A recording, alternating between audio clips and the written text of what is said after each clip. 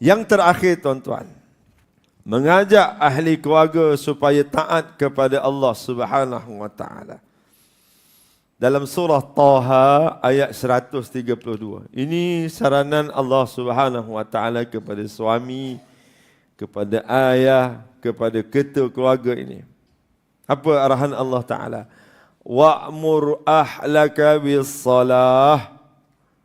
Perintahkanlah kepada ahli keluarga kamu dirikan salat. Suruh anak kita salat. Jangan kata dia dah besar tu, pandailah dia. Jangan, tuan-tuan.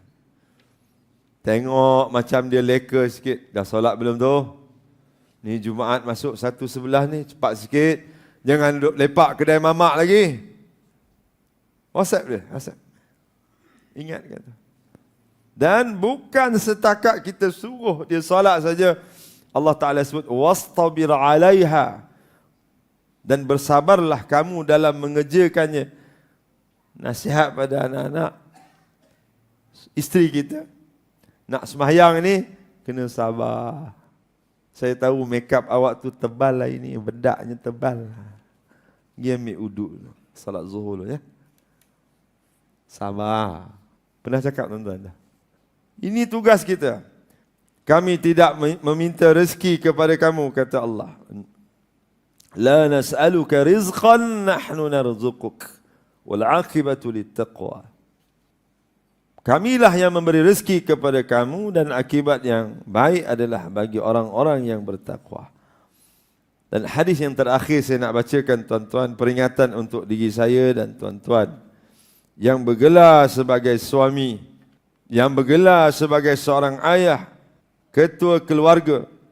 Suami yang tidak menasihati dan tidak berusaha langsung untuk mengubah kemungkaran yang berlaku di depan matanya yang dilakukan oleh ahli keluarganya. Depan mata dia.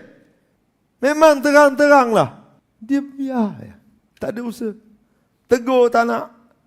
Apalagi yang lebih teruk, dia berbangga dengan kemungkaran, dengan dosa yang anak dia buat. Dan lagi teruk, dia publish. Dia promote pula. Up dalam status. Ini lagi sedih.